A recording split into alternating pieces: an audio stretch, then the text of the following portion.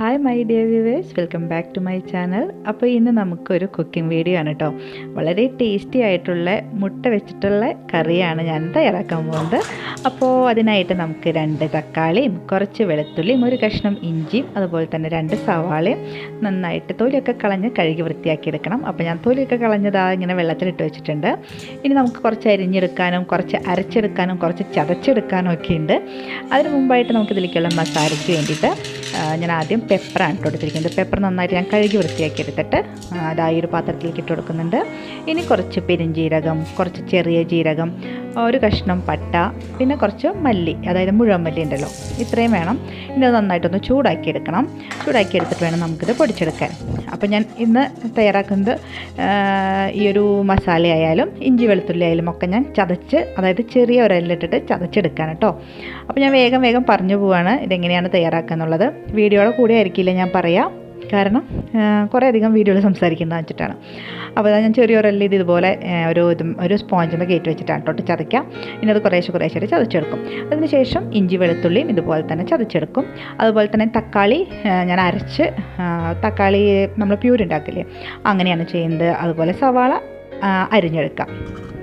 ഇങ്ങനെയൊക്കെയാണ് നമുക്ക് വേണ്ട സാധനങ്ങൾ ആദ്യം ഒന്ന് നമുക്ക് കുക്കിങ്ങിന് വേണ്ടി റെഡിയാക്കിയെടുക്കുന്നത്.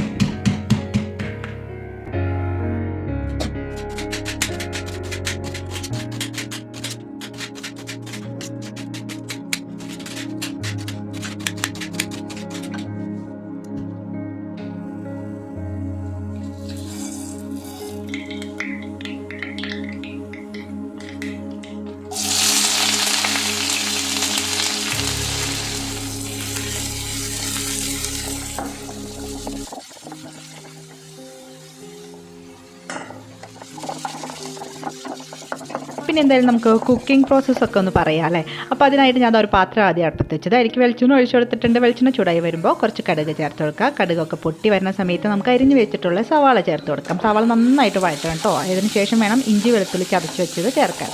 അത് നന്നായിട്ട് വഴന്ന് പച്ചമണമൊക്കെ പോയി കഴിയുമ്പോൾ അതിലേക്ക് ആവശ്യത്തിനുള്ള കുറച്ച് മഞ്ഞൾപ്പൊടി, നമ്മൾ നേരത്തെ പൊടിച്ച് വെച്ചിട്ടുള്ള മസാല ഉണ്ടല്ലോ, അതും കൂടി ചേർത്ത് നന്നായിട്ട് മിക്സ് ചെയ്യുക. അതിനുശേഷം നമ്മൾ ടൊമാറ്റോ 2 എടുത്തിട്ടുണ്ടായല്ലോ, അത് നന്നായിട്ട് പ്യൂരിയാക്കി വെച്ചിട്ടുണ്ടായിരുന്നു, അതും കൂടി ചേർത്ത് കൊടുക്കുക.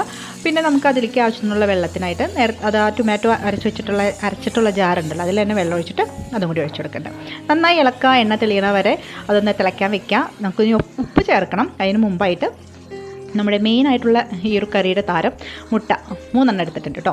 അത് പൊട്ടിച്ച് ഒഴിക്കുന്നുണ്ട്. അതിലേക്ക് ഞാൻ ആവശ്യത്തിനുള്ള ഉപ്പും പിന്നെ കുറച്ച് ചില്ലി ഫ്ലേക്സാണ് ചേർക്കുന്നത്. ഞാൻ ഈ ഉണക്കമുളക് പൊട്ടിച്ച് അതൊന്ന് ചൂടാക്കി ചെറിയ ഒരലിട്ടിട്ട് ഒന്ന് കുത്തിയെടുക്കുകയാണ് കേട്ടോ.